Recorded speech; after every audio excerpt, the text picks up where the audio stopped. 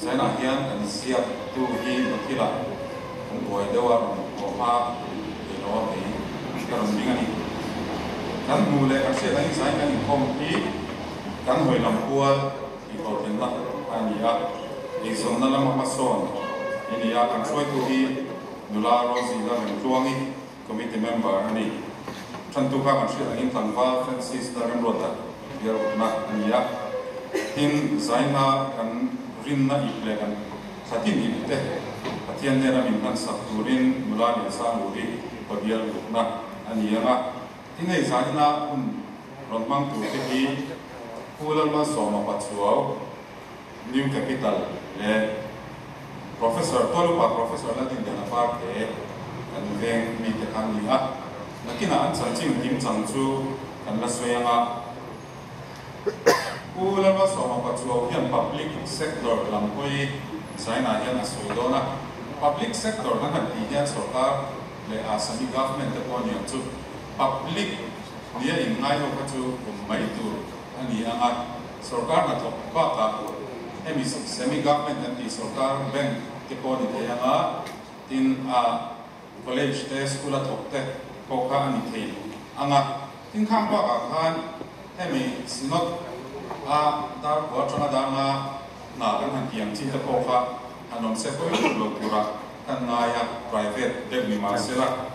cuti anjuan dan imsela na ani hian helaya option hola pun an mando ani in Sunday school hola ma hian private sector kan dia itu seifialu tu ngai lo kan ringa private lampang mani kut ko entrepreneurship te ko halen vektor ngai la in sales lama to ke tingang businessman business lama to pang chi poka an pom sao vio turangai la chung chu Sunday school hola kuma din hau hian kun kan mang do na ni tin bai to kan share wal do na Thessalonica ton ni pung thum chang som atanga som pathum Thessalonica ton ni pung thum chang som atanga chang som pathum share wal do na ni in zanina kan khatin ni black and green na te hi branch committee 10 committee room number 2 at chia tour ani dona ni inform bana kale kan inform hi me som di ani a ki so inform ani anga mura bia in soi tu ko David Banner pe ka committee member chan tu thangwa zo ren ku yara te padial nga na ani anga trong trai nula juti la lo sangi bia sari tu soi tu thangwa la ne moya committee member ani anga group singing kan nei te dona ocean cycle committee te ani anga tin hemi sa hian bai tu cha na chia wal bok don ani kan puan to thing angin jungle sale na kha an chel kwal zet nu in sang ni le som pakwa tro sang ni le som pakwa trangkhan Mizoram aron chu ka tuna hian UDNPA kan ti te tin less de kan ti te labor employment and skill development and entrepreneurship department te tin planning and program implementation te secretary ani ti chuan mi chuan om tak ani Mumbai an omlai hian finance ministers award sarkar na thok officer na thok tha te na loman an pek thin lo dong to kha ania an chuan om le maya tuna hian new capital an chung kwain quarter an chenga tin ke tripi lama po hian numa aneya helayan om chu nang anga film te po achang toin ka hria chu tianga rong bol na ngai poimo mi chu ani tin tolupa professor ladin lian avar te hi chu in hmel hriat tir lutuk ngai in kan ring lowa amaro chu hrelo te kanom takin sangni le soma khan MZU atangin Doctor of Philosophy PhD aneya tuna hian MZU Department of Commerce a professor ania tin MZU Incubation Center a hian director ani mek boka research tam taka beitoa marketing and entrepreneurship ti te a tin ka hria sual lo chuan tuna hian mani develop khan research hemi tuna kan soipu mal somate thona a planning ho te nena thokho khan research an nei mek entrepreneurship lampanga mizo thalai ten mani kut koi a izon na kan nei theina turata na ma kan son theina turin tiang khan zir chian na te an nei meka chu tiang chuan min chuan om tak ania tin ke tripi lama hian OB branch ha OB post achel ki ma biala po hian OB post achel nuala sangni som pasari khan branch le biala leader ni in min over sanani ti khani sela anni pahni hi kan veng mi te ve an nia umal soma hi kan hre thei dan tur chuan upaton enga fapa ania puma din hi chu introduction pek ngai lo tura kan ngai ani zaina kan somna te min ti lotlin sak thei kan lom khop maya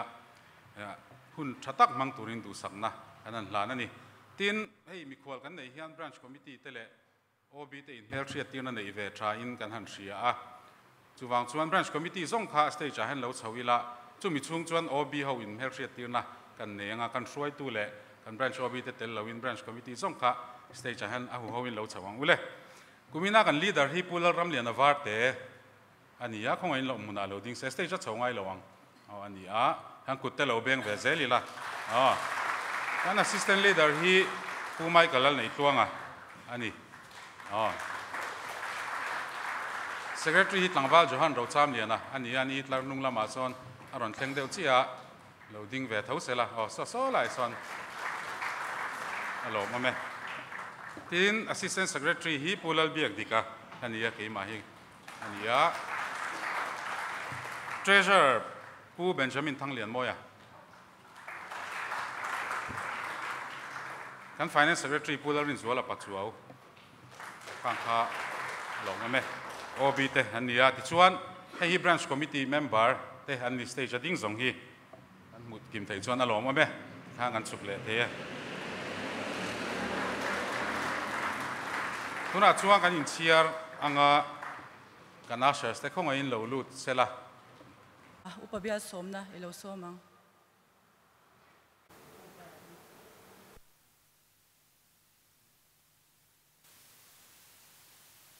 ton du in zaina kini mission veng Christian thalai polte alpa inkhom hun thatak de min siam sak le wangin kan lomin ne da lom tu kan rit seni alpa kho thatak de min pe a in ne da lom tu kan rit seni zaina alpa ina huna kan local khom hian kan thian te le kan u nau te helai mun lo thleng ve thei lo mi tam tak alpa nom ti han sia a then jul alpa sualina aphwar be mek tal chuana chang thelo te le pa tal chua du em tal chua theina po na chang po thelo le theina po nei lo mi tam tak an ti kan hria alpa zain hian tan kan dil saka keini helai mon kal khom te po hianin heng kan u nau te chak lo zok te i hne na alpa hruai thleng turian chakna te finna te min pela mangai date alpa min pela an mani hriat thiam theina te kan nei theina turin i tharaw in nangin min ron thuam thar leng che zaina ka in khom te bul min tran sak tunga to thling pui turin iso min kan dile Bible charwal na hun kan lo nei do nanga Bible chang kan char tur hi Thessalonica thon hi bung thum chang som changa som pathum ania kan zaini lo ding angu ilo charangu in ne na kan omlai pokhan he thu hi kan pek che ukha tu po in na atho du lo chuan ei po ei su se ti hi inzinga chen khat dan lo anga chin te chan chin kan she si a chung chuan hna reng an thok lo ba an te mai zok chin ani ti chuan chung ang te chu ngoi renga thok tur le an mani chang ei turin lalpa iswa krista chuan thupe in kan fui ani unau te u nang ni ero chuan thil thati hi chu o athu kan charte lalpan kan zata mal min som sakro se chuangu rin na tutiam le tholom ipte pathian he na min han sak turin nula lian sang luri upabel rukna ilo somang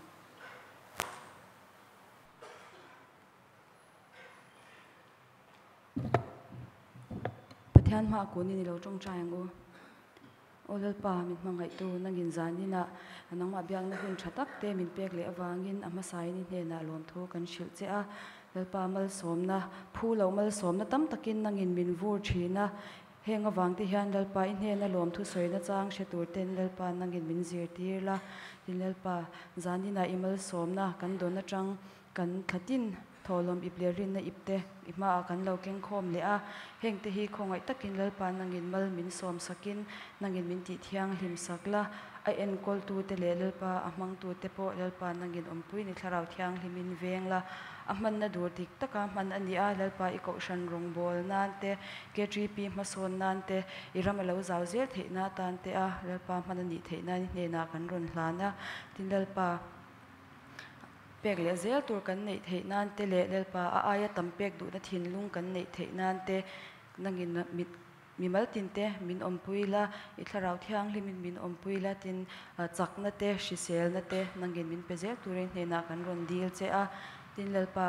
rin na a lalpa in he na kan tiam te ti hlo tling thei turin nangin kan zawai in chakna atharin min pe thewang che kan hun zong zong puthiang hlima kan ron kol tira henghi ifapa iswa krista mingin kan ron dile kan ziak tu hne na changa kan ngai thlak ta kang khan zarina hian kan hoilam thlenchin a changa mason ti wala malak na pakhat eizon na lama mason ti thupui mangin kan zir ho don ani a kan hun man tur hi kan shata kang khan I mun hia kan in chen dona Goshen Hall le Sunday School Hall ani dona Sunday School Hall lama hian private sector lam kha kan zir ho dona min zir pui tur hian twalupa professor Laldin Liana Varte ani dona kan ziak tu khana soi to thawa asoi to angkhan private sector kan ti hi chu sarkar halam sarkar enkol na hnuai ni chia lo mani kut koya zong te baka enge mani in taudela mania zonna wala indin chaute khatyang lampang kha ania khatyang lampang ngai thadua chachang du kha chu Sunday School Hall lama kan kal thameyanga chuan Goshen Hall lama hian pu lalmal soma pachaw in minzir pui dona ani hian public sector lampang kha minzir pui dona public sector hi chu kan sha chewangin sarkar na lampang hi ani deuh tlang puya chumi ba ka chuan sarkar enkol na hnuaia thil chi sang sang enge nationalized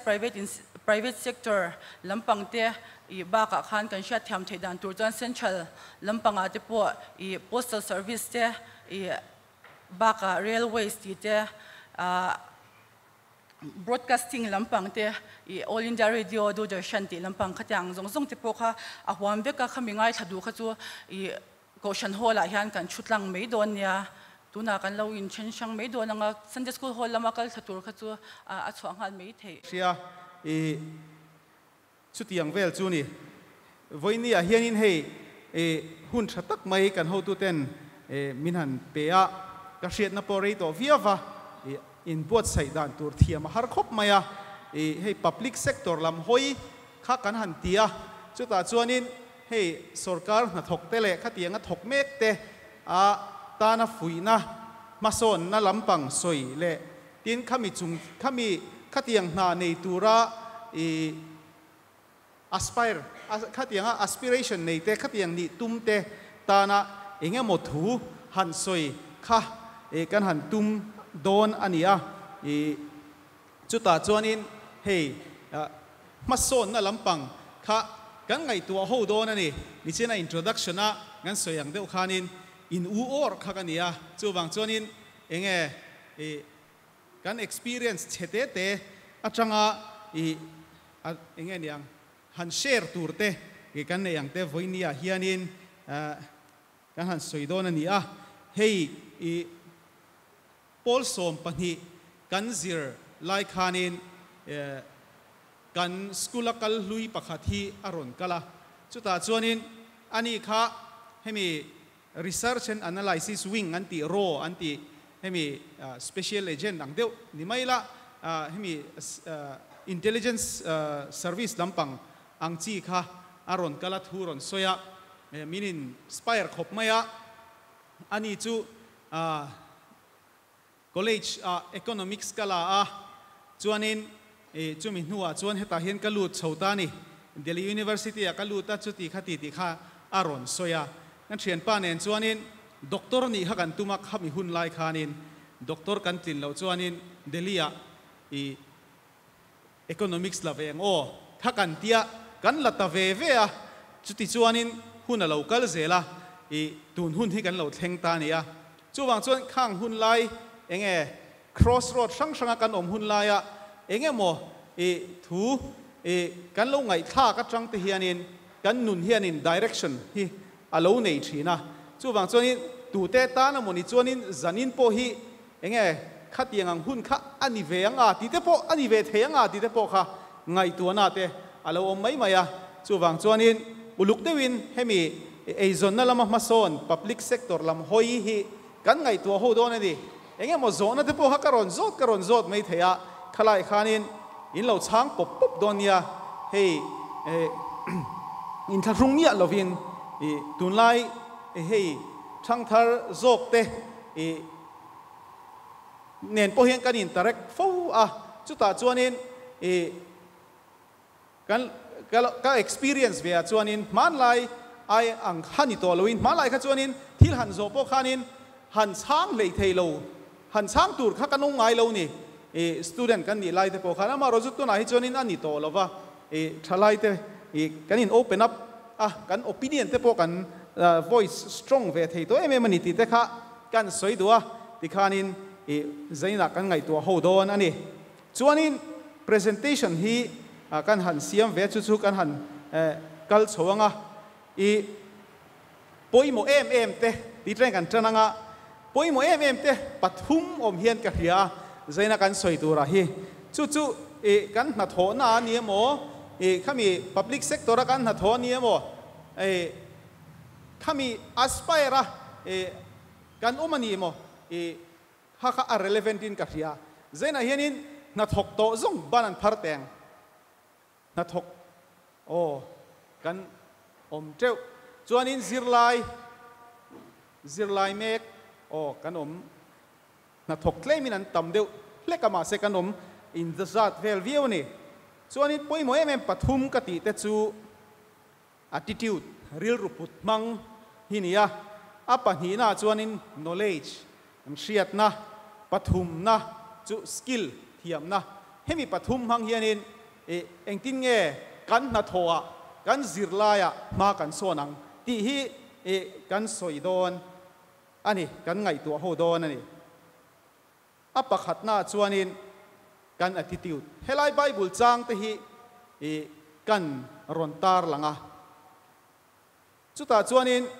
hei mathaya bung som hi pariat chang som pariat atanga som hi chawa hianin hei chu the great commission anti mai isuan vana akaldona azirti te hena athucha khania kalula nam tinami zirtira te siamula pale fa pale tharau thiang himana minga chuan bapti sula thu ka pek zong cheu pom turin zirti ro tin aring tu te kha min shilan min cha lom ani ngai poimo em tin kolosa bung thum chang som hi pani la ni thum chawa chuanin in tia piang chumi hring tan anga tilovin lalpa tan ang atizokin chak takin tiro lalpa Krista rong in bol ani hi atini lalpa engkim kan ti kha lalpa ta na titur kan ni lalpa Krista rong bol kan ni tin korin thon khata bungthum chang kwa chuanin keini zong pathian na tho puite min ti ni kan ati ni tir ko pola khan chuwang chuanin kan ril ruput mang eng tinge kan suk thlek hemi na kan na tho na hianin eng ril ruput mang na thok tur nge kan ni ti kha kan ngai tua apoi mo khop maya chu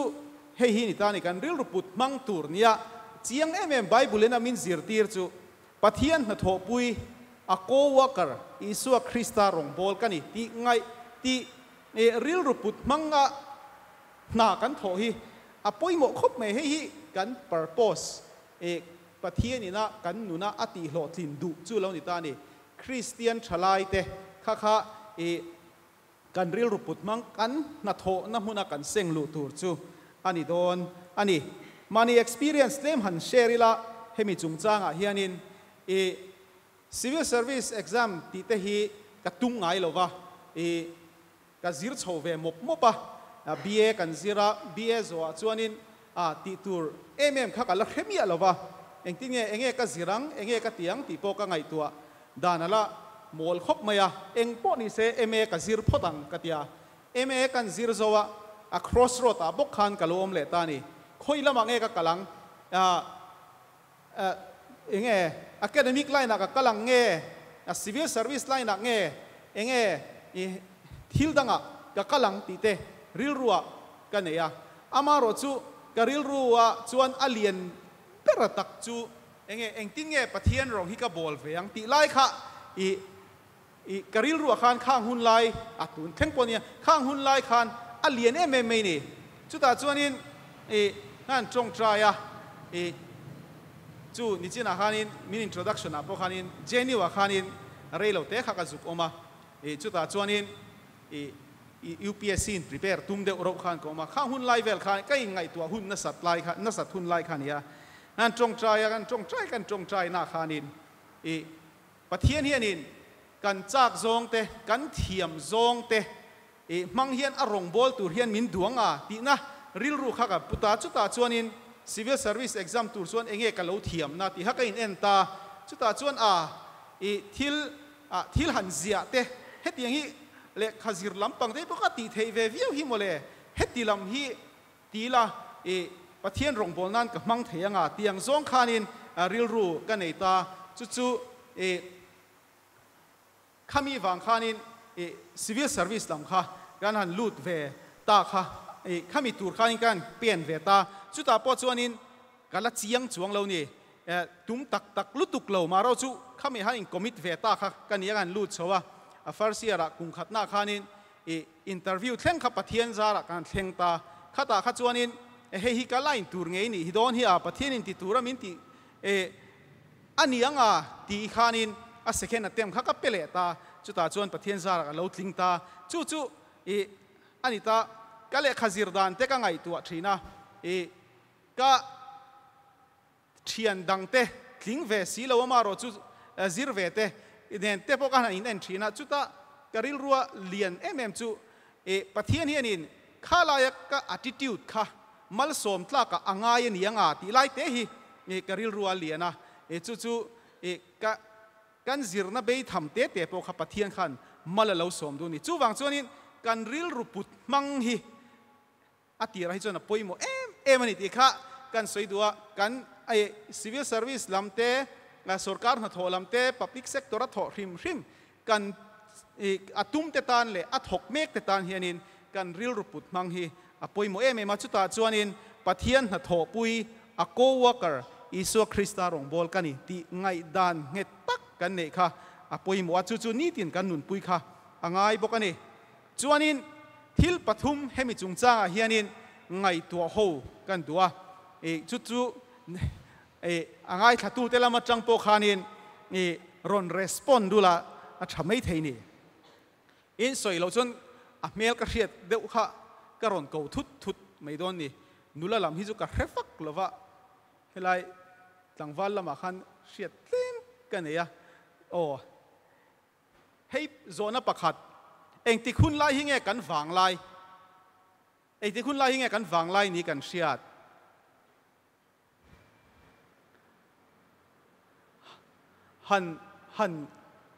หันสวยจักกันโนเมม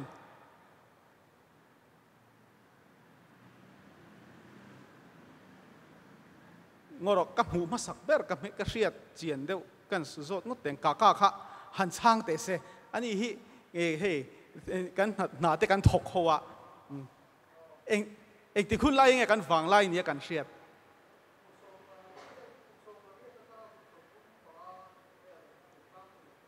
โอ้สมปริยตจังสมอากุมละมะชวนนี้อันนี้เลยโซนดังเลยอ่ะชวนนี้ตุน่ะกัน Chief Minister ฮีปูแล้วดูว่ามาฮีกุมสมสริปลีเวลเรานี่ตาอาฝังไล่เนี่ยตุนไล่ฮีมาขจร opposition ทุ่งอะไรงั้นอ่ะตุนฮี Chief Minister เรานี่ตาอาฝังไล่เนี่ยตุนไล่ฮีอาฝังไล่ตุนฮีปูดูว่ามาฝังไล่เบอร์นี่ที่ส่งบานพาร์ตเองโอ้การเช็ดเหี่ยมเดียวไม่โอเมข้าราชการนี้ชุดตาจวนก็สวยดูจูเฮ้ยอันนี้เฮ้ยกันริลรูปุดมังอ่ะก็วางลายหุ่นจูอัลโลกเทียงเบรามิดังเตตานามัลสมนะก็นี่เทียหุ่นลายเฮียนี่นาเตกันเนี่ยซุ่มเล่ปายก็อินโตเดล่ะก็นาเล่ทิลเนี่ยเดกัลตังปะเทียนเล่มิดังเตตานารงอัลโลกเทียงเบราก็บอลเทียหุ่นลายฮีก็วางลายจูนี่อีกขั้นก็รอน define เวงว่าตอนนี้อักกุมลำไอมาขันชุดตาจวนนี้เฮลัยนี่สินะ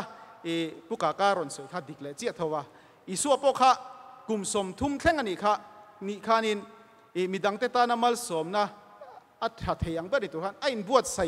เวนิเตนหลังอันนี้กุมสมทุ่มอันนี้ใจรงอ่ะบอลจันนะชุดที่อย่างจวนนี้ดูนังหุ่นลายไอ้prepare เตตานขันนี่กันสวยไอ้prepare ก็prepare หุ่นลายฮีกันฝังลายหุ่นอันนี้แล้วนี่อักกุมอังซงจวนนี้เงี้ยนี่ยังฝังลายกันจักชัดหุ่นลายขันนี่มาเสละข้างหุ่นลายตักขะมีดังเตตานามัลสมนั่นนี่ตัวรักกันินเช็คโคลหุ่นลายข้าเรานี่ตานี่ก็ไงตัวชีนะ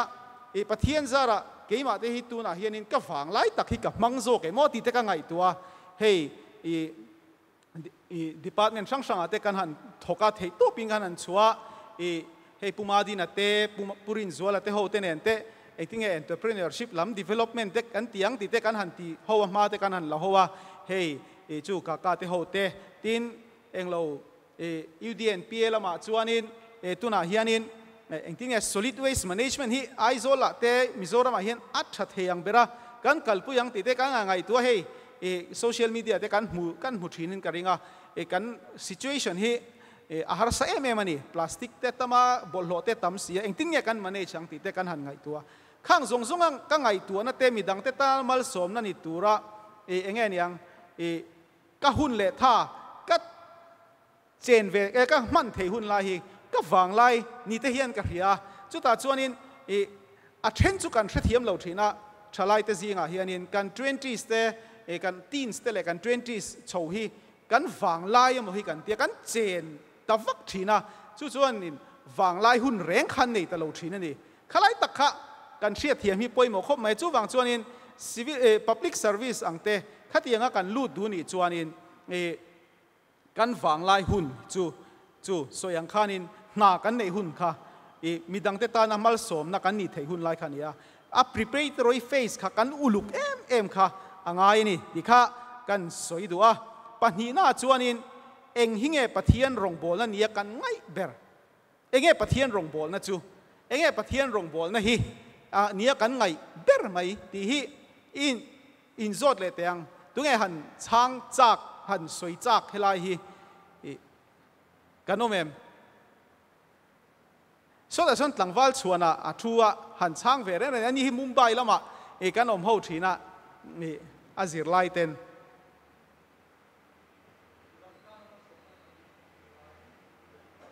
โอ้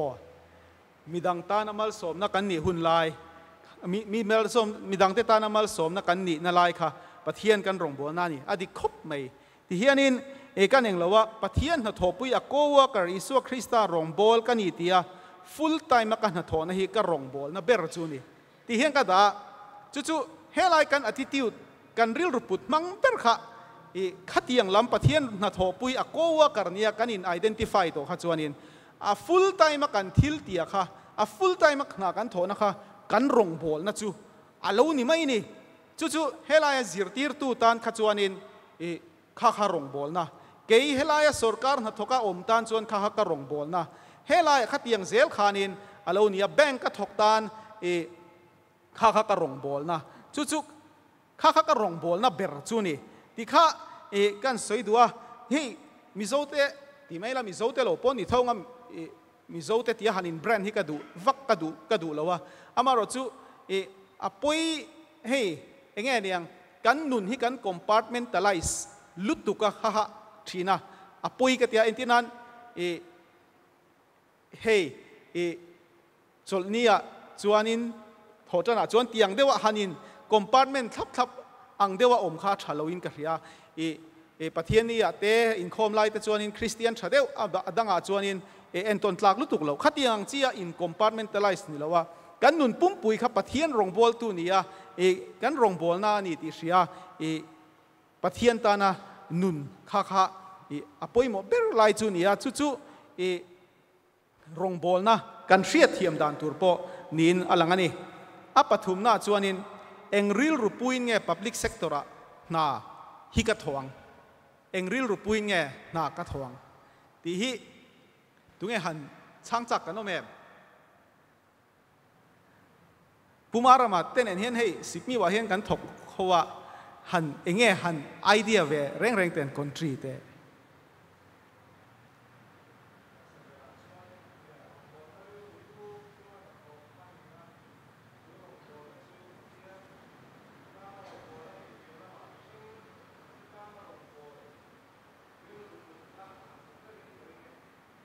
โอเลอารมณ์ผมครบไหมก็รอนสวยตุ่มเนียนปุ่นอังครบไหมค่ะประเทศหัดหัวปุยอโกวาร์กันเนี่ยสรการเฮียนอัจฉริยังเบรสรการมแบงก์ก็มเฮียนอัจฉริยังเบรามีปุยตานะตานรงอบอลเทนานก็เทียมนั่นแหละเทน่าส่งกับมังตีไงดานตีริลรูปูดข้าปุยมัวสรการกันที่เฮียนินเฮ้อาช่วงก็ถกเฮียนเกี่ยมาตีนิอมตะกะฮันินโปรเจกต์ตะกะเราไม่น่ะอุลทีนินกันเสียจู่วันสุดก็อินเวดง่ายจู่เลยจู่นินสรการซิสเต็มช่วงอาชัดเฮียงเป็นกันถกกันตินจู่ซิสเต็มสรการซิสเต็มจู่เราชัดเลยจวลเซลเทนัตูรินเทยโตบินกันจังที่ยังส่งไงตัวนักกันเนี่ยค่ะอภัยมวยกันเสียสกุลกันถกสกุลขานินสกุลซิสเต็มช่วงขานินอาชัดเฮียงเป็นกันถกกันจู่สกุลซิสเต็มก็ยังมันนี่สกุลจู่system พอจู่เองที่เงี้ยimprove เซลังที่ไงตัวนั้นเนี่ยน่าถอดทิ้งแต่ค่ะป่วยโมมินกันเรียนี่อาจารย์จู่systemเนี่ยกัลขัดยังงะข้ามี system กันในชัดค่ะป่วยโมไม่อะจู่วางจวนหินขัดยังริลรูปุดค่ะป่วยโมนี่จวนให้ยังไงตัวไตละกันวางลายหุ่นจู่กันเสียต่อทินปะเทียนรองบอลนะเนี่ยกันไงเปิดจู่กันน่าข้านี่ตัวนี้ทินกันริลรูปุดมังโปถ้ามี system อาคารเทโตปัจฉาชัวจู่ system พอจู่ improve เซลตัวมากันเทียงจินกันลักค่ะป่วยหมดอันนี้จวนน่ะดดเลยจวน knowledge เชียดนะจุงจางknowledge attitude กันเทียน knowledge กันสวยเลยงะจุดตาจวนทิลปันหิยังไงตัวเขาเลยนี่ละประคัดหน้าจวน public sector น่ะมุตุเรียนเองทิ้งเงี้ยเลยข้ากันสิรังที่ฮีอินไงตัวเขาวิละก็ experience ใจเคลมกัน share โดนนั่นยาซิรไลแต่กันอมเท่าปกะจุดตาจวนประคัดหน้าจวนไต่มากขี้ป่วยหมกครบไหมเฮลัย sentence กันเลขาซิรไลกันอูเทนอันสวยประคัดที่กระเสียถ้าเชียดวางเจ้าอินี่ตัวรินี่พาลวังตีไล่แต่ฮีถ้าเชียดวางเจ้าวันนี้ตัวรังนี่ภาคเราค่ะปุยไม่เนี่ยแต่เล่นจะไหนเลขาปอเทียมเทประเทศมาลสมนะจิช่างปอดงอามารุจุดทัดเชียดวางเจ้าอินนี่ตัวนี่ภาคเราค่ะปุยนี่ทิลวันโดยทางเราตัวกันนี่จู่วางจวนินไต่มากฮีปุยโมมาจุดตาจวนินมานี่ in khong ai lo tough deuh lek ti ngai ni hei civil service exam tura kan in buat sai chho lai khanin nam dang ho te po hi anom fo thina chuta chuanin an ni kha an tough ang reng hi ka tiak an khosak dana te po chu tiang chu enton tlak le me kan thian pa ka batchmate pakhat hi a coaching kha kal ve thina chuta chuanin asoya Sunday a khoyama ka le ngai lo le kha ka zira Sunday a chuanin ka intifaya khat in suk te le khatiang chi sang kha ka tia ka len chua piang chuanin ka pan poisa heti zat keima le khazirna na senga ka in thlakhrung ati ni engen yang khami responsibility nei kha alo poimo em maya chuwang chuanin taimak apoimo em ni ti hakan soidua apanhina chuanin rezau tura in chiar zau ha apoimo khop maya kan amaro chu in chiar zau lu tuk te hi boi thakin ka ria hemi exam han bot sai material hi tu na chu na tam to ni internet a kan mu thei chawa chi sang kan mua chu kan in confine kha ngai ni kang hun lai kan in prepare pui te po a then chun an tlin lo na chan chu exam pass tura zir mai tur khania research amon tia an chiar ta vaka khati khanin omzene lo khanin ani amaro chu in chiar zau shim hi chu ngai ni helai lano pang deu zok college kalmek te kan ni phei chuanin lekha bu sang kan chiar te khatiang khanin kan knowledge ati zawa min pui don ani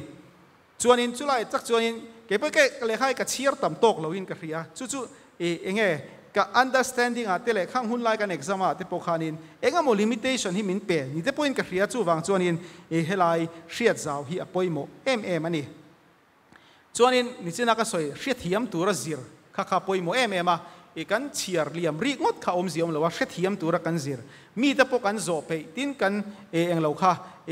khami khatiang kha kan nei kha poimo a tin hriat na ziak chuak thiam tura zir ti hi poimo khop maya kan exam laya an hlotlin na pakhat ni ka hriat chu writing practice ka pe viau maya kha min tran pui ni etinan newspaper kan lo cherta editorial te mo khatiang newspaper article engemo hrim mai kha khamin huwa khan keima onward in ka ngai dan te kha raf nota kan ziaka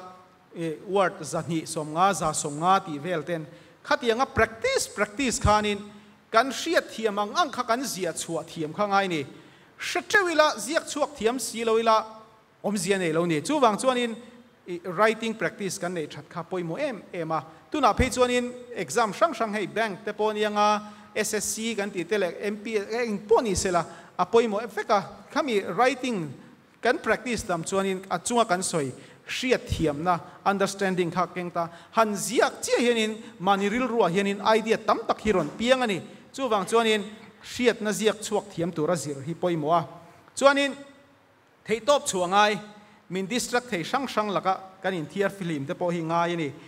chu kan hretewanga hei lekha kan zir lai khanin karon ho thina ina hi chuan lekha zir hi har te ka ti ni chang chuan a chan chu alo nuam ang reng sia helai kan society te koshan te chi sang kha chuta chuanin helai hi atok tamai amoti na kha a ol nei kha ol thin ni ka soi thina low level equilibrium trapa ka omani te ka tia enge mo rui khami in thiam mai thea enge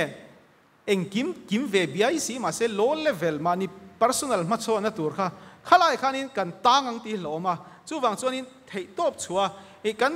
competition kan va el pui te hi helai mi te chon ni lo nasa taka le khazir phaya te namdang te chi sang an omani ti kha kan hriat a thei top kan chua hi angaya min distract thei rang laka kan thiar fili mangai ni chuta chuanin enge min distract thin chu kan hretewanga hei social media kan phone te pon yang a then tan chuan ngai zong te po khani mai the ni ngazir lai kha chuanin valer huam te po kha afu te chi lo mai the ni chuwang chuanin khalai khanin thấy tốtกันชัว focus ข้างไงนี่ที่แต่เฮ้กัน experience สังกันสวยเวทีแต่จู่อันนี้จวนนินดดเลยจวนนิน public sector จวนกันเราถกตา knowledge ป่วยหมดนะจู่เองติงเงี้ย knowledge เองเงี้ยป่วยหมดนะเชียดนะเองเงี้ยป่วยหมดนะนากันเราถกตากันเชีย knowledge is power อันที่นี่เฮ้ office ถกแต่จวนกันเชียงoffice ที่น่ะเห็นดูเต้มันนี่จู่ร้อนบีกชอร์เดวบีกหินอมเสียไม่นี่ข้างมีแต่ข้าจู่เองเงี้ยอันรู้ไม่นี่เขาตัวเต้านั่นรู้อามาโปขันเองเงี้ยเอง level เอง pay level พอจู่นี่เส purpose ข้าอันไหนชาบีกันนี่จู่วางจวนอินเชียดนะฮีนากันหูเฮียนินเองเงี้ยนากันหูเฮียนินกันเชียดนะกัน pursue ข้าอัตบตัวนี่เราเนี่ยอักลเซลตัวนี่กันออฟฟิศกันทบปุยป้าประคัดจวนนี่มิโซรามาจวนนี่บ่อยทักจู่ทอโลละเราว่านี่โลลาฮิกันตำลุตุกาเตียจู่จวนทุยตะเกน่ะสวยงามเรียเฮ้นี่โลลากตุมา public sector ลุฮิจู่เฮลัยรอนกัลเตจวนอิติลวังอูทอโลง่ายในตัวรินกัน knowledge พอติจาวินเทตบกันสวดตัวนี่ที่ฮักกันสวยดัวข้าลายขานินกันเห็นจีน่าจังอินเองติงเงมากันโซนังติจูเกี่ยมานี่ฟิลด์เชื่อขันลงไงตัวละชอมปัจจุบันจวนนินนัทกโตปนี่ละกันเชียนัติเจ้าตัวรินกันอัปเดตเรื่องปอยหมกันสวยตัวให้กันเชียนป้าประคาที่แบงก์การทกะexam ตัวข้าอัพเปเซลมา呀ตินแบงก์จูpromotionที่ exam based แต่ละเนี่ยจวนนินจูบากะดีกรีช่างไอ้เราเงี้ยยังน่าลูนูขานิน MBA เตียติขานะโชว์เซล่ะไอ้ลูดมาเทพฮักกายขัลจุดตัวไม่นี่จูวังจวนนินอินอัปเดตเร่งฮีปอยหมกันติดตัวนี่ public sector อมเฮียนจังส่วนอินทาดาออลทีนอามาโรจูนากันลูดเจกันจันหุ่นลายตัวนี่ปฐุมนาจวนนินกันนาไฟละ value addition กันเสียมเราจวนกัน existence กัน justify แล้วนี่กัตยะให้ไฟละสุรการจวนหัดทกกันเนี่ยอารอนชาวไฟละออโตกราฟนิยมฝักขันอารอนไซน์ชาวเวปวดริงอดเอ็งมาเอ็นโลเอ็นมุมาโลเอ็นชาเปยโลขัดยังกันนี่ค่ะอัชฮาโลวินกันเสียจู่วังจวนนินกันมาหน้าอารอนกันเลยนี่จวนนินรินอมตะกินดิกตะกินvalue addition อมไงเทตุรินกันถกตุรนี่มุมไบกันอมไลขานินกันโฮตุปากัน commissioner ฮีสารดาร์ฮีกันเนียอาเทียมไม่นี่อันนาค่ะวารอนนี่ละกันไฟละเตเฮติเฮียนเองที่เนี่ยกันเตียงเตียวารอนนี่ละอุลุกตักเฮียนไงตัวข้ากันร้อนนะคัน value addition นะอมเสียไม่นี่ทินกันไงด่านข้าไอ้อันเสียโลโปขานินมินยังไงยังมินโจทย์ชัวกับมินกัน argue นัวขานินpoint of view เตค่ะอารมณ์สวยชีนะขัดยังจงขานินยังไงยัง value addition ค่ะเกี่ยมานี่น่าอารมณ์กัลตัวนี้จวนนิน value addition กันเป็ดตัวนี่กันติดชัดตัวนี่ที่ค่ะคริสเตียนเล่นกับเรียจูวังจวนนินเฮลายกันknowledge จุงอาเฮียนสวยตัวตั้มตะกอมังอามาโรจูเฮลายเฮียนินกันไงตัวนะดิสาวะที่เฮียนกันเชียดซาบเตปอนยังอามาโรจูกัน refresh อันนี้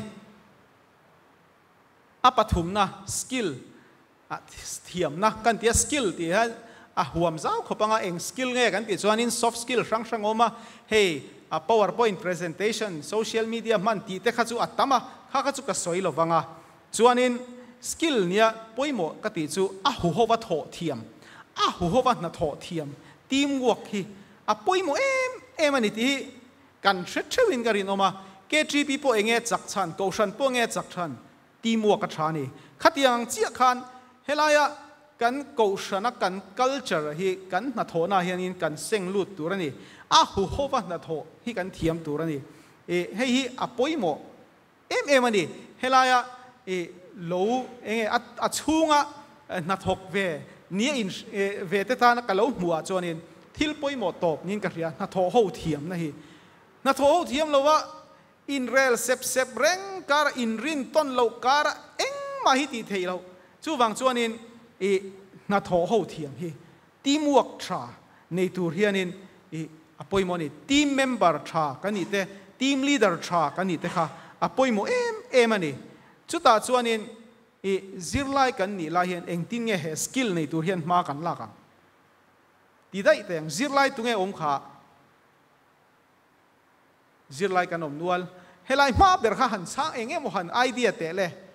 tu nge ming ka khachia lowa zirlai kan ni hianin khami teamwork nei tur khanin engtin nge kan lo in prepare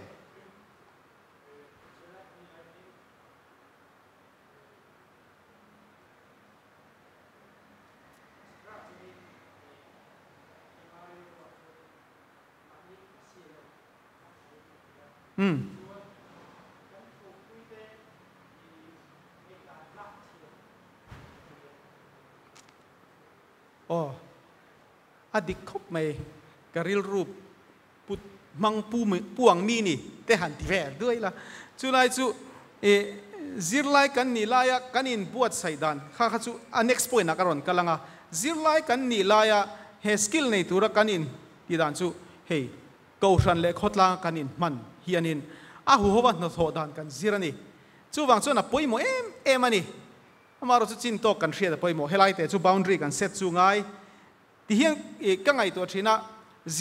zirlai ni laya kaushan le khotlanga in man na chang she em lo hi chu an nuwa hian kaushan le khotlang tan an tangkai em chuang lo o ti te ka ngai to mai mai a khalai khanin a hu howa helai KGP ate kan han committee ho te na kan thok ho te khang chi sang sum kan han tuak ho te khatiang group work kan tina sa kha enge teamwork in cher na ko nga hen na sal tu ken min puini ti kha kan soi do hey KGP bela chum min chu an man tlak tlat na chang an hretlat kan ti chinang kha ani chu han eng lo tai la kan training lai khanin hey civil service ate kan ti foundation course kan tia chumi chung chuanin training kha kan nei ani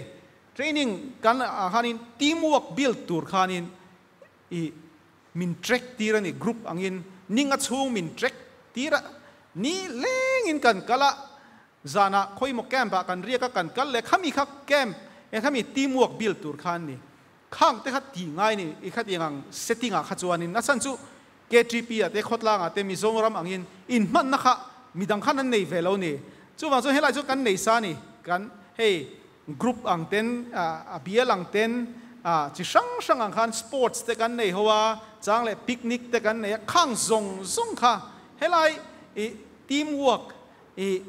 siam nan hin lo poimo em in ka ria amaro chu kan in man chin tok a han chin tok boundary kan kham chin khangai ni ke chu ka in prepare helai ba khi chu ka di theilo kan ti khangaya kan throi tu te pon an thre thiam vekin ka ring ani chu wang chuanin a chin tok kan hria da ngai ni ke po le kha kan zir lai khanin Delhi a khan kan zir thina DMZP a khanin committee member a khan min ron ruat boka Delhi mizo thalai po in khoma khanin committee member a khan min ron ruat boka khatiang em kha chu kap clean big lo bang ka tia pakhat kha chu ka ban san ta khatiang chi dewa boundary kan in set ngam tin kan tul tak lai phei chuanin han hai hri kha apoi me lo ni han tel lo ngam han tel hri lo te po kha in thla hrun lo turani amaro chu helai hi tel lo tur ni lovin kan in zirna ni ti kha kan appreciate thiam apoi mo khop mai tin zirlai kan ni chuanin helai group study ang te hi kan nei hi a hlok ve ang reng ka tia hemi civil service kan in exam don lai hianin a group ten kan zir ho thin ni he so lai kan thenoma pinky kha pinky atuna MCS ni to te oma tin heta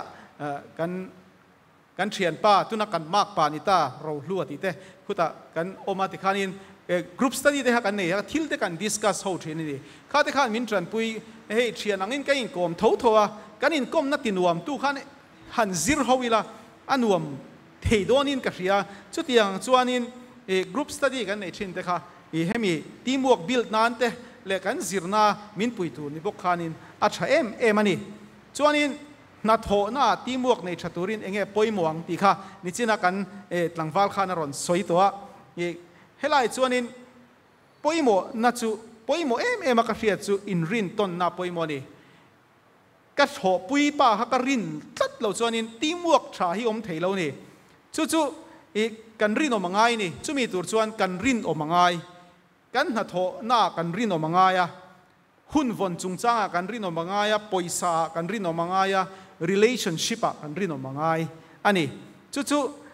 na tho na work environment ti chathin tu chu a then poisan lo rin om lo a then hun an vong di khlei thei reng lo a then an tlai renga tin engemo office a neu alo oma mo relationship chi sang lo gossip tur tok lo oma khang de han teamwork te ti chathin ni chu wang chuanin in rin ton na nen lo chuanin I na tho ahara teamwork nei tur chuan chuanin mitin na tho na kan rin o mangai ni chuanin apani na chuanin nichina ron soi chia khani a in ngai tlom na ne na kan tho ngai ka aya kan hey ka ngai to mai thina hey office lama te po initiative frang kan han ne a hey chu keima contribution liu ni himole ti tur hi kan nem ti kan zot thina kan en le thianin engemo thil thave deuh ni ka hriat po hi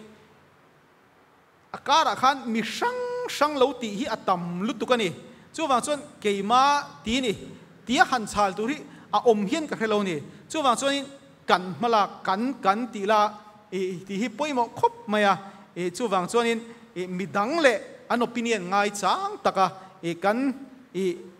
kan tho ho kha poimo ni chuwang chuan in ngai tlom na nen rinom na nen na kan tho kha a poimo em ani ti kha kan soi duwa adot le chuanin skill hei top nan discipline eng kim mai kha khai khom na deuh pon ya discipline hi poimo em ani eng konga kan discipline ang pakhat na chuan taksavon konga ahun taka mut ahun taka tho zirlai tan puna relevant na thok tan puna relevant ahun taka tho ahun taka mut exercise ngai poimo ti te kan hreteu le ina zuk le muama khang zong kanin von kha poimo ni rui thei thil te phei chu kan khoilo top tur kha ni chuwang chuanin tak savon konga kanin discipline em tur ani kan le khazilai khanin so kan thenoma sonin pu zo sang zola lieutenant colonel zo sang zola so ma khang hun lai khanin mla tlin tir khaniak le khazir lai khanin an kota khanin englo atlin lom na function kha oma tihian thu soya ral khatra han kalo sia congress po hi kanin discipline lo chon kan tale mayang khate ani sipai takhanin ati sam et mek a digriau khan ga discipline kha poimo ni discipline hi a poimo tak chuwang chuanin tak savon konga tin hun von konga time management a hianin kanin discipline a poimo khop mai public sector na muturin example tlanga ngaya kan exam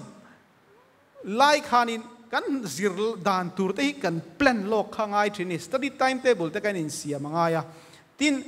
exam hall po hi time management a kan in test na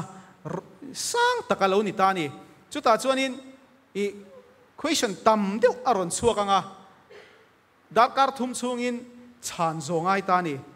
a then chu hey question hi ka thiam lom de chang tang nge ma se huna zo si chan mai anei ta kha a lok lo lu tu ka ni chuai chuanin hemi question han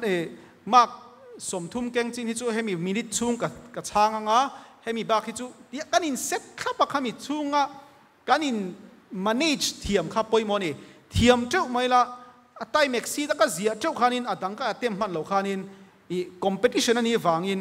ke aya ziak tha khanom theitlat chuwang chuanin khalai khan exam hall a po time manage thiam angai ni tuna po zirlai kanoma kan exam a te po kanin manage thiam angaya kan le khazir dan tura po hemia chon ka thowanga ka munga ka lenga tv kenanga hetai chon ni khata dar ka reng zange ka zir in plan thap kha apoimo em ani hey chutiang che chuanin na thok lai po hianin hun von hi poimo em time manage hi cái mà ni anga phê chuan in hey personal le work life balance hi thil issue lian tak alo ni ta hey chung ko nei ten kan lo oma na tho na a hectic sia khalai kha engting ka balance ang ti hi ngai tu ngai public sector a hlotling taka thok tur le eng lo tur hi chuan aspirant tan pon eng kim mai hi a to pa chuan in eng tin ngai manage eng tin ngai time manage nang ma kha mi balance ni em ti lai kha min test na chu ni enge mi extreme tak ni ha chuan in public sector hen hlotlin harin karing azir lai tan le athok tan pon chuwang chuan in hun von time management kha apoi mo em ani ti kha zaina kan soidu chu nia ti khanin kan zir kan han soya khanin a all samsung chuan in attitude knowledge skill apoi mo azir lai tan athok mek te tan kha kha poi mo em ani ti hianin in real ruwa engemo zo na te point nei me thea zo na le chan na te a hey dariet chu pel deu pumara mana poilo ti so engemo zo na te kan nei em han zo chak ka chang thei kher lo mai thea ma se han zot shim shim be don thak om amaro chu han zot teu zo du te kan nei em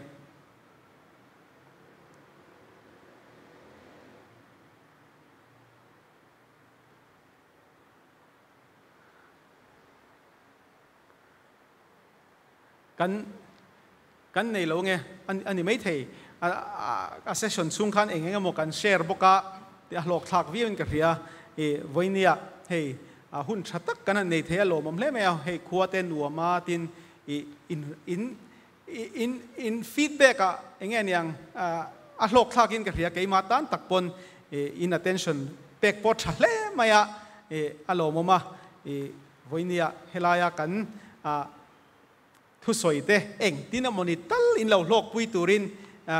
du sakna kan hlan chewa in thil ti na thewa a then zir lai te a then ha thok mek te du sakna sang ber hlan cheu ni kalome tia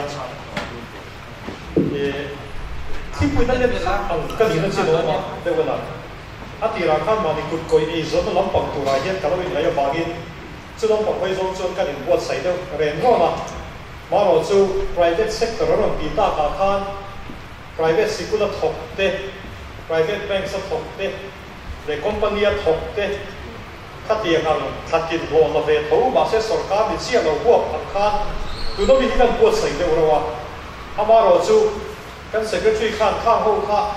chum lam pang ong tu ri ti le ta sia ba khan hi ka mang le lo me do na mo ni ti te ka ri ru cha no de ta ru ma chu ma chan free de ta kim slide te chu pang em lovin kalpui ta bai la try kan ringa voi la hian zani na hian in noi ron su phau hian enge in tu enge ru ru ma o ti ka ka thiam chia lo thiat ko ka cha kan reng via ba chu wang chuan ba nin thang tir mai tai la try kan ringa helaya chu bia bil chuan in helaya ka thu soi tu ro poi ka herrem tu ra lai tai la a tho be mania zon tum mà đi thiam thil emo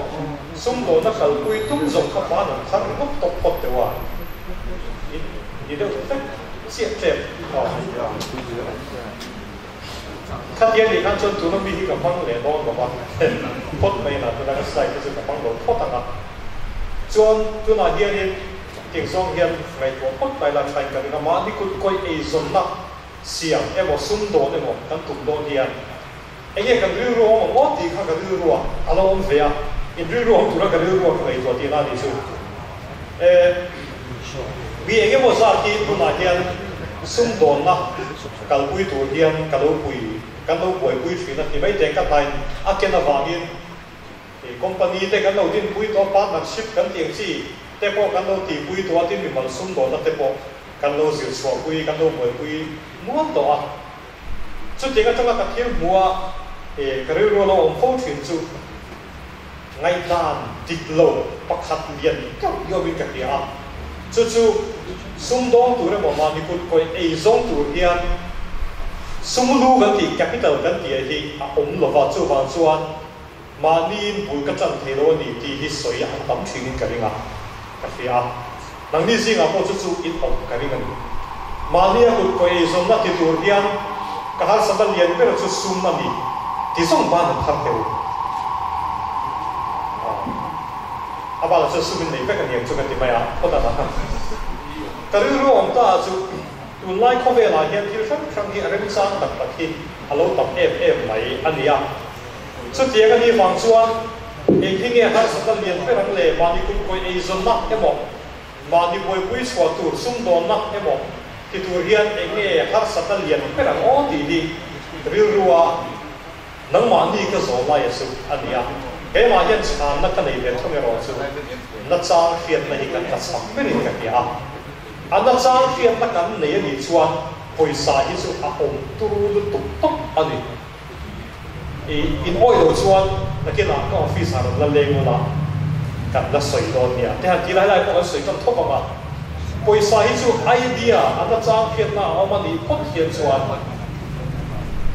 sum hi chu atam em ani pedu tu pu tir du tu central sarkar changpo ania helai local changpo ania ka te poisa ka chu a om trevani ti hi when I had a chan nan tan kan sei du maya a chan chu chu mi chu aba tang so ka sei ka tum dem lo wa ania mani kut ko e zo na emo tu na ban thar ho ang chi mani sum do na chan du ang chi te emo khát tiếng hậu ta là quay một bắt sắp quay một bắt thung ăn trong cái bản lý về mò sợi cái tung đó là hun cái băng lý tụt đầu tụt ra ngay là cho mình bắt thung trong cái bản lý chú in phong thấy đi chuan mà đi xung đột na em một ấy rồi nó tuần kính chặt tắt in tin thấy đó là gì thì cả với lại hiện cần tiệm cần promise năm đều rồi thoát rồi và khán giả chuan anh đã trang phiền mà cần thì áp quay một bữa hey sắp trong hàng hồ tay creativity cái thì xung đột nó tụt ra ta để một đi cút coi ấy rồi nó tụt ra ta hiện bắt quay một bắt sắp hết creativity cái thì ví dụ trong hàng bạc căn tung chuyện na ví dụ trong căn bạc hiện áp phiền một tụt tụt những cái này kia sắp trong học hiện nó phiền này dễ chuyện na trang chuan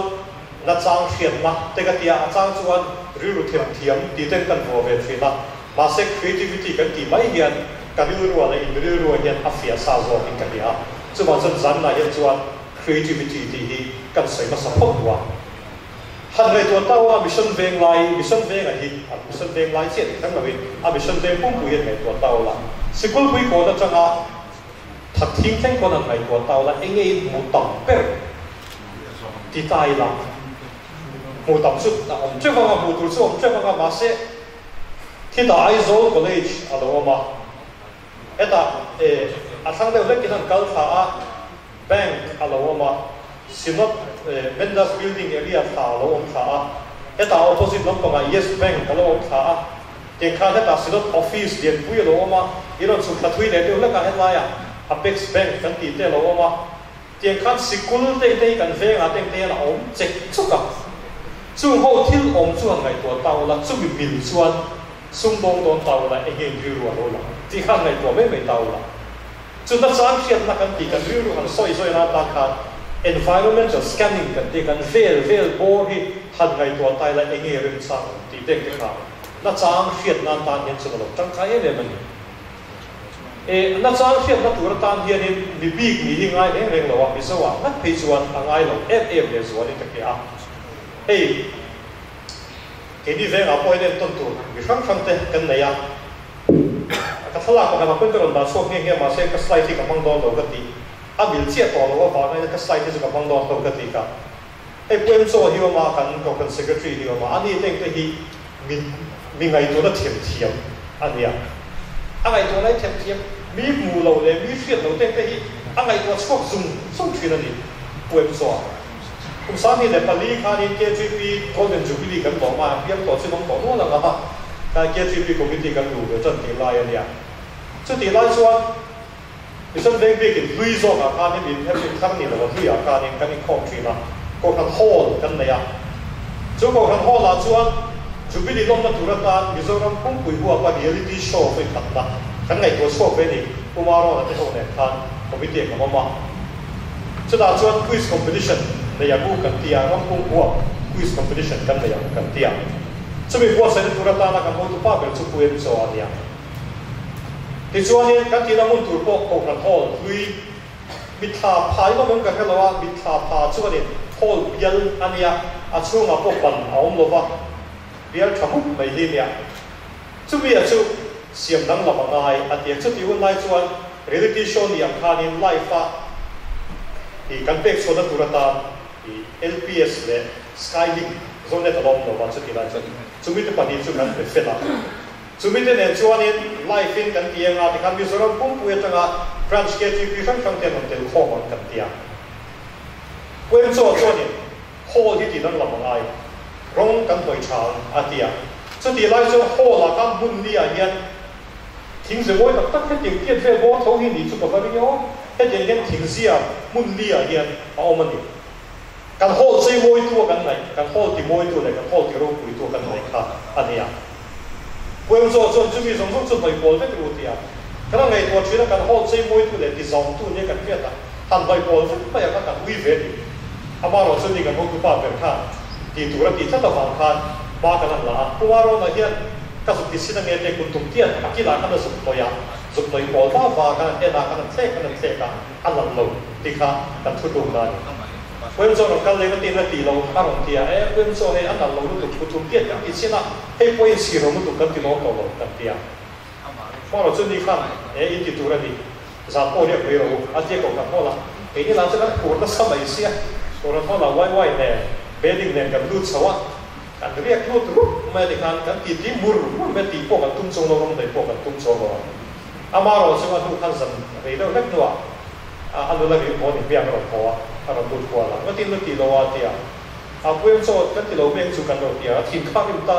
mi zo a chu din ti ma hian rong ka he ber a tia rong he ber a kan ai chal chou ta chu ba chu dial ngam chi khan ni to lo mi zo jing a rong he ber dial ka chu ke ni tan kan ti si ni lo wa a tiam chu kan ti ta kan noi pol ta ni chu fai mai khan Roman ro khan apma kan lo mulok le kan ring lo kan hol ti e pup me ni ti fai pup me kan hol kha amu no me ma ari sui kan ti bai ko pa ati fu kan ti do lo ni fu kan tia ti so na ro kan le ve le kan no chi bai pe la pu choi ti ya idea chal tu kan ti chu ta soi chu nang ni chung kut tum ti thong po ni wa ke chu na fa ya po hun tu ka thir thia ma no atia ati vel mai chu ni chu ka ringa ris mai chu ni ka ringa ma se soi fu ta tan ko tum ti te kha kan mo kan kho bai kha zi mu tu ka kan ngai tu na kha lo har wang lo kha lo dia a to pa lan na tu kan lo ko thing kha lo dia so na hoi le to ru ka stage a ka stage no ka hoi ta mel ta vum mai stage ka stage hi noi tu atia kana ngai tu china stage dum ka kan la ngai re lo kan pian ti ra ta kha kuma ma te ho an rong a va ro wi me sia rong dum ne na kan big sale tu ka ka ngai to ai min lo kan se kho pa ma se apa kan agi sku to ba kha ati fu le kan bi na ba kha noi du ma mu kan ti stage kan poi dum ta ni a dum zong zong te ti kha na chung zong zong te kan poi dum se ka ma ro se ro ro ta le a moi lo ni kan ti ko ba pu khi ang ni kan ti ko pa kan kal ma sum pen so pu kan ti a ma se aron kalai kan chu aron kal kan sa bom pu dia wem chon te hei stage kan poi dum fek to an la lo lu tu a thim mu ringot ma ya kan du lo reng reng rong dong hoi lo po ti la kan du to chong lo kan pe to lo yu kyu kan ti fu ha kan ti ve lu tu ni chu chu ma chuan ma se wem cho di dia ne thei bia lo dia e so na ni chon a hoi fung a stage te chu an la tu ra ni le khati le ta kan dia ne lo chu ni le ta ri pot ma ya ti so na soi ta lo mo le quiz master a pumaro na ran ding so ko na stage duma kan chon pumaro na hi a rong ama rong zong zong ne na ma pian zong zong ne tia a ron lam chiang do na stage duma kan blackboard a po hian chok varin zegula fie me ma a pol pon zegula fie me ma a him pon zegula fiang chu tiang chia chuan ani mai stage duma chuan mi zong zong in lam fia do na participant kan ka lo ko kan lam fia vek do na chu bang chuan stage dum hi acha stage kan thuk runga aba kan zo bi hi kan tho kan to na lo ti kan nial ne lo le ta ni chu ta ko chu ma se G quiz kan tia kha chu rampung buak quiz competition ma sabe raka kan han ti swap ta TV an la ta alo fu nang nang bai kha lo nia ke ni kha chon helai mun tanga stage dum kan en kha an nal lo kan tia fu lo kan tia ma se wen so kha chon TV tanga lan da tu kha lo thir thiam kha lo nia tak tak ni mo ti chuanin kha tia tanga thir thiam ma kha ni a fia tu le fel tu zo kha lo thir kha lo nia chon bekin kan an chia ta he bekin kan sane tu len ko kan ho ki en le maro stage ki la dum bison ve thang ko lan ti dum ve nan ko lan ti dum sup sup mai ni bison ve stage kan ti dum ma kan stage dum ni kan la ngai lo re re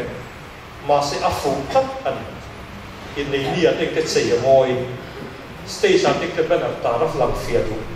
drama chanin a pu nom tat chu ma chan lo fu tat ani wen cho tam bi kha a char yu ba ya khati hun mai ka chu ta tang chu ngai to ta wala an chang hiat kan ti tek te kho ya kin neo terang te rimot kan veng sin rimot kan en tek te gen chuan alo te du tuk deu thina ei commerce kazira senai kon kazira thina kan online chuan madras santia Loyola College Akwan commerce and entrepreneurship hi kazira chu ti lai chuan in sum do ni ka tum em to pa chu mi bal ku koi e zon lakha kazir bera ni wa khan ka tum em ma chu ti lai chuan Mizoram hian mobile phone hi alo chia lo masani le pahnia ka pa de la kan bia khian ka pa hian te a hi bi ba ya Mizoram mobile phone aum ve don to sim alo te e chu ti ni chuan sum do na tur rem sang do na ni chu ka ron be fela ka tia chu ti lai chuan ka ti hun lai khan chon Nokia an lar hun lai khan ya Nokia South Division lampanga ka lenga an ni kha e a thalo ma se ke ni chan in ni lo ba Eastern Division no pang Calcutta kan reference chen kia Calcutta kan chu em kong ka sing lai kan Calcutta an Eastern Division an ho tu te ne khan minin mutira ti chuan in Mizoram Nokia showroom hom te kun khan thut hong kan siak man thut hong kan siak ila phal na min pe man ani chu ma lo chu tu re fak lo ka pa hian bin phone de ngoi te te a hey than sing and sons de mana international here ni tu na hian taxation na hian sum do na tur mobile phone do na tur anon in ziak tu tuk maya chu fa chon BSNL hian ni zanga ba kan pe chok no si lo mobile phone chu zuan lo me ro ti lo me ro ko pi chu zo lo me ro ti ke no bang fel di ta ka le nu le pa thoi ti ta ka o le ka ti ne maya ma se kan ngai to le le ta BSNL kan zanga chau kan pe reng reng lo zanga pe pota chu mi no zanga dangan pe le ya chu mi zo Airtel in zanga ron pe ve le ya chu mi zo no sa kha taman pe ti kha na no pe chu Airtel kan ti te Aircel kan ti te Idea ti te ka te khang khang aron lu ta ka khan chuan mobile phone ka tor pa ti lek ni lo ka atam ka non ding tual tu la non kung tual la tu thengin ki me te rei fak lo rainbow teng te so na la rei mi mobile phone do teng te chuan le thong le ga mi mobile phone kan thak re kan ri ru tak te chuan mobile phone pa khat siat ma kan bang mai tura kan nga ya ma se tu la chun ku khat ta na te kan lo thak iPhone bang te chuan edition version thar ro chot pe thak kan lo duwa Samsung in chit che chon lo du ve mo ka chuan mobile phone do teng te kha ti gun lai khat apat kum na lo ni tai no chuan tu na ya chu ka hau sa deu nge mo te ka tia mai mai apat kum na lo ni tai no chuan cell care ni tu pa ka ro zina mobile phone siam kha ro zira ni ege zin kan tia ka ro exam mai mai ti tuka an ti tu pa so a soi thang lo re zin ka soi lo kuin thak ka no chung zo ka ma se mobile phone siam kha lo zir kha ro dia cell care ni tu ho so tu tu na chuan chu kan khot thi ra ka azim chuan idea ne kha lo ba har chin tla ta ni kan in soi thayanga ei video kan record ko ka na kina adla ko tu ra te ko mai ta na Reebok showroom so karon la ko ni ya ani tu pa ko ni so kala ko ni ki femia lo le ka la thanks so ei ko va le va to ni ni chung kha chu ka ta le kha ka se le lai ko ma ni sum do ka wa ege mo ti tu mino son pui te ro tia ka thon na thayang pe ke chei so ka chawling ki ka ti new market pe a son ka le ko ta lo mo le ka ta the ra so showroom thang thang a son ka lu ko la ti kha le ko sa de yo ma ta ka dan thiu zo ta ka zo ko le ti kha Mizoram ma to hong ve non ta tu ka bi kan ka ti kha nan mani business ka deal se la ka la khom che wa Reebok kha ka ni be fu ta ni Mizoram ma hon kan du ve do na ka tia Mizoram mà khăn hong về tụ rồi bằng tất cả những mani anh hong tụ pha các cái bia anh đi làm lâu phù mà mày à thì cho áp việc tụ sống thế này thì làm tụ sống mình chịu được khăn không phải là hoàn toàn thế là sao các bạn ta hay kiểu bị bóc sâu rồi Mizoram mà lòng miệng lòng cái này thế rồi lại cho cần sneakers phá cái mồ hôi để cho BK thì khăn nha các bạn đưa cho các bạn cần à cháu cho Britain Kingdom mà rồi nhớ rằng để British này thế này à mình khắp tập bộ cái đâu khám đấy các tiếng gì các cần thấy cục nặng cái mũ khăn mấy à Reebok rồi nuốt từ các áp phù rồi mà đi tất cả số ama rồi chú Puma này mà khăn này Pura đi về sân đấu tìm đi đủ na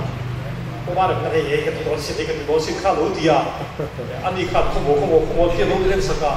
anh đâu cần tiền đến ta cả cho nên giờ có thằng đồ đồ không phải tiền mà à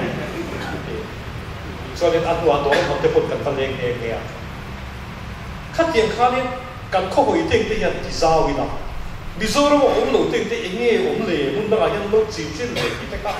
phân lên thì Superman này mà khát kỹ mình mong anh à các cái đó là cái sự khác tôi là số khát tiền khá ngay tổ rồi này hay phone là internet cần thấy phải cả ram đang ông cần ram là ông đầu tiên thì nghe trong cái số vụ thì cần này tiền thì hàng ngày tối là tầm nó tụt thất rồi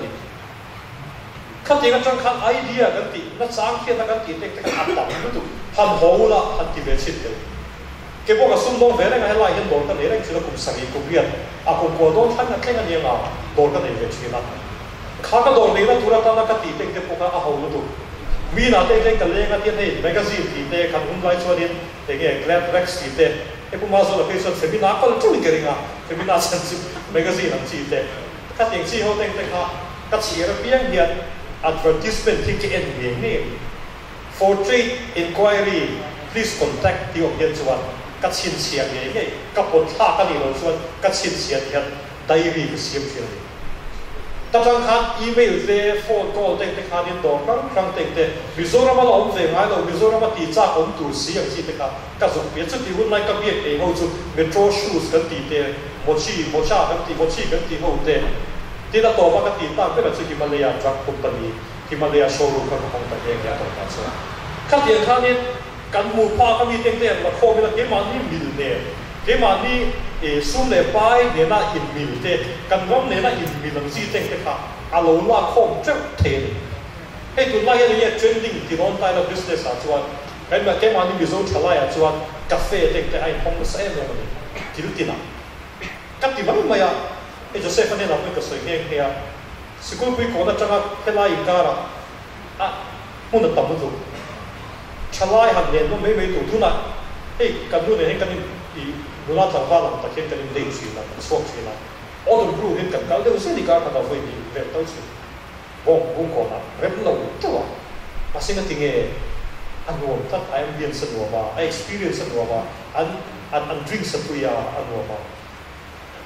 ข้าเจนข้านี่จู่ตุนไล่กัน training กันที่ training เลยกี่มันนี่มีหลังสีเต็มเต็มหันในตัวข้าไอเดียข้าเอาเวจักเทนมีที่เอ็นต้นสติริมุกหลงเดินผ่าน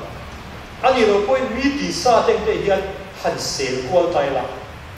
ให้ที่ไล่ฉลองให้ที่ไล่ฟูเราให้ที่ไล่ดิ่งเราให้ที่ไล่สติกระเทียมทีละไปเสียสติเทียมเนี่ยเหมือนกันคุณตระหนักสวยชิมอีปัจจุบันหมอตัวเป็นบุ้งอ่ะที่เห็นจุดขนาดพวกไอ้บุ้งไอ้ละโมกันเตียงอ่ะเฮร์สไตล์พวกกันชิ้นเสียสุดเลยพอเสร็จไปเสียจุดบุ้งไอ้จีบไปไงตั้มโมยดีสุดกันชีพประกันเกลียดสิ่งมันสักeyeliner ก่อยมันดีส่งส่งมา foundation อ่ะไปร้องแต่มองร้องไม่ดีเลยตีเต้เองดิ blusher สักมันดีส่งเต้อ่ะคนตีร้องขอบกันตีเต้อ่ะเพลงของร้องอ่ะเพลงของบ้าเล่มดีส่งก็อีตั้มแบบนี้ดีส่งกันมันเจ๊กันขั้นยังเรื่องเชี่ยข้ามตัวไล่มิโซรามากับที่ trending โฮเต็งเทโลเป็นเตาละหันเซลชินเตาละข้ามีชาโลเลฟูโลกันตีไล่ขัดตา advantage ขั้นยังข้าอาตรงคำนั้นก็จะ market failure กันที่เตปอนกันชิดเตปอน market gap กันที่ชิดเตปอนอันเดซอมินถ้าเด็กชิดเต็งที่กันผู้ฟูที่ไม่ต้องส่วนไอเดียตัวที่อันนั้นต่ำถูกตัดตีตัวที่นั้นต่ำถูกตัดรำดังอันนั้นตีต่อโป๊ะดีเซนกันรำหันลากตัวเริ่มสร้างเท่าที่เอาแต่เจ้าเลยนรุโตฮิลแกนชินซาบรุโตเนี่ยที่เป็นเวทีนั้นก็เป็นสิ่งที่บอกให้เห็นตัวลายในเวทีมาเสดูเวทีก็ในชิ้นจุกากาชีเขาก็ดูเรียวอาจารย์จุสริงกันนั่นเองเทียมเราเจ้าโทงอ่ะมาเสอาบินคาดิสริงกันนั่นเองนะการจนมีเจตันสงครามเจรวมกันจะเทียมกันนั่นเองไ adaptability khan ni copycat ninja dia ama ka mi khain ton thiam ta tan chu ba chuan ramdanga thil tha te hundanga tha te technology tha te kan rama kan chok lu ve te re mo kan ti ve mai thei tu te te kan en ton ve zum zum thei tu te te hi a tha tak en ton ve thiam hi ke ma ni mi la ke nga lo thui kho ma si te ta re sa tak ani chu ba chuan voi na hian an cha khiat kan ti te ti chu mi zo tan he bia en kong re nga ba ni chu sai ri don ba kun re tak ka pang bon ba ma se an cha khiat kan ti lai hi kan nei cha ani chuan sum hi chu ang re ani sum hi atam lu tuk tik taka chuan idea ni ka chu bank hian pe kan cha ani e puma so te nen hian in mizoram kai lo kan ti te ra bi ti te kan chu chi chu nga chu bank kar so bank ho tu te kan pula te chu chi idea ni cha idan on soi hian chuan an pe kan lo tun thua nak tu ga ram leng ro ti poisa kan lo pe chian an har sat lo re bitom ta chu kan idea thina wang hian kan idea hi athar lam no wang hian bank kan kala lo bi pero kho ai te kan chung chi ni ma se idea cha de na chon bank hian ni Lord kan lo pe se sum do tu poisa kan lo pe se an ti mai ni an de lo ka kan le sen zo lam pa ka tagin nuna pa khatin presentation na sia ma idea ka ho reng view na thavei view wa thing pui thing ku nga thing na le asi ko te ka lo kho ma sum ho bang chuan ni thing pui fe an sia ma an khota ga mi ho zong ka ta ka na roi kho ma tu mai tong ka ma social entrepreneurship ni chu khotla ho te mang chang khai kai kan chu thing pui fe chu aron sia ma aron zuara aron present bank hian in loan pe kan hai chu tak mai a idea ka chu tiang chu kan ngai to tawla enge mo tak hi ngai to chho tu ra hi atama ni tu na to hian enge ki tak chu soi hetia ho se na soi mai tu ri chu awa ma via wa na kina in bu chon la ro la leng ola emo kan nai ko ni khati ko ma in kom chho chi khan ni ge zo ka khati ka kan idea tak tak te aro chho ke chu ma chu voi nai na poi mo ma sa pera chu mi mal kun ko ye zo na ka ti no ni chuan idea creativity kan dia kha a poi mo ma sa pera a har vak lo ka sei tak ka mi ti sa te te clear thi ama an cha do no lai te sel thi am te a poi mo e te ram da kan thil ti chin kan ram lo chi lo te te nge chok lu tu mom ti te enge ka thiam thil ke ma hian nge thabi ka thiam thil bi gyo te ka man chang kai the tu te o men ti te kha te chi te ka poi mo khop me pa khat na suan a pa hi na suan need for achievement dia need for achievement chu enge nge bin khal khal ti poi mo ta sumung ki min di chuan a poi chong lawa sumung ki poi mm lem lo ba a pathian tu chu ni lawa ma se sum hau sak tu bia cha ma ro chu min khal khal tu ra ta ka poi mo ber le to be chu tui ma hi ania kan tui chi lawa hian kan ta ang ti hi long ve ni mi mal kut ko i zon na ta pe chon chu chu i a boi thak lai the ania kan tui zo ta nuam kan ti zo ta ka kan pa lu the ia fu tha ta ni ke zi ti tu kan ye zi ti tu kan ni rei ta fia wa ka zi ti poi chang ra ki tam ta ra fia wa san ne school zi ti tu kan ni na ne pe zo chiam tai la ti li chu ka zi ti ve chok do ni ve la a nuam ka ti ta zi ti tu ni chu fa zo tu thleng hian a university ro point kum so ta li ka thona ni to a i na kal anga hian university ka kal teng te ka lai chiang ai lo re tu thleng hian ka ta hian in na ala thling lo re a chan chu zir ti ri no ka ti tha ta an wo mi ka ti ye re nu ma ya ni ku pa sa ka ka mun da ga po soi chi kan zilai pa ka thian zir ti tu chan chi na zia ka chu zinga soi na chuan professor Jyoti Kumar chu chu ting ka ting chu ni ti soya ba te tu chu chu ting ka ting chu ni ti soya kuma ni na ve thu mi chu zir ti ri no ma til tu ka ani ta chon ni ti picnic ka na ti ya ni ti tu ka che picnic ki na ni chu ma chu ka ta hian chuan na ala thing lo re tha ala thing ngai lo re kan nuam ti be ra hian ni ti bun ka la pang chu ma chu nang ni po kut ko e zo na kan ti hian kan tui chinem ti la ye poi mo ta kan tui chin na hian chuan ong thin na hi a to pa hian a ni se tui chil lo ani hian chuan kan ta shem na nia kan kut nu po an chuang lo kan dor pon nuam chuang lo to tu ni pon nuam chuang lo ei ke mani sector chu ni sia lo na zir tu pa khat per fet ka ya zirtir tu ni shi om ti em mai ni ko le zirtir tu anin lo a chak pe la chu ma ni do kan ki la ma ni telephone ka la cha telephone te ka lo chi na ma ni telephone ne ya ma ni computer ne ya ma ni do kan na pion bel be la tring han ti vel khat chak pe la ko le zirtir tu ni ama ka ani tan chan ni ti tha shi om lu tu tok mai ni ama ta la ko ni lo wa azir lai ten shi om ti class or lak na thina bin sian tia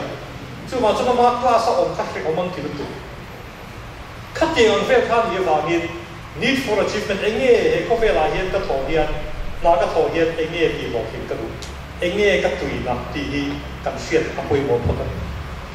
ma ni tui na ma ni kan tho na pian ni kan tui thi ni chun chu mi tu ka mi van le anom lo mai the ma se chu tiang ang min lo kan ni bang lau chuan kan tui na zo na kan tui the na tu zo na hian thei tok kan suai hi kan du puin ani lo chuan rei vak lo wa a ral se na po anin son mai khat tiang ka chu a to lo mi pon min lui sa tu tak khat tiang ka chu ma chan need for achievement nge pi mo hin kan du ti la ya hi mi mal gut ko ei zon na kan ti hian nge kan en dia mi mal gut ko ei zon na chuan ti na ke ma tan ka du pui fan na te le ka chu ko chom na turan ta ei zon ka du per ani kan tin chu tha chen ka chuan in bilang kan thalai pui te an ma ni ei zon ve na tur ram chang kan no siam sak te po ka du te po kan ti mai te a tha kan ram ta nge mo dun na nge mo tak ka thain chuan du ni kan ti ni pon a tha khang zong zong ka tha vek ma se ka ta kan kan tui tu ra kan tui lo na hian chuan in thiam po kan thiam te lo mi pon kan thu soi le kan thil ti le kan kut tu po hi an lom te siam chong lo chu ma chan wal kut koi i zon na kan ti mo mi chuan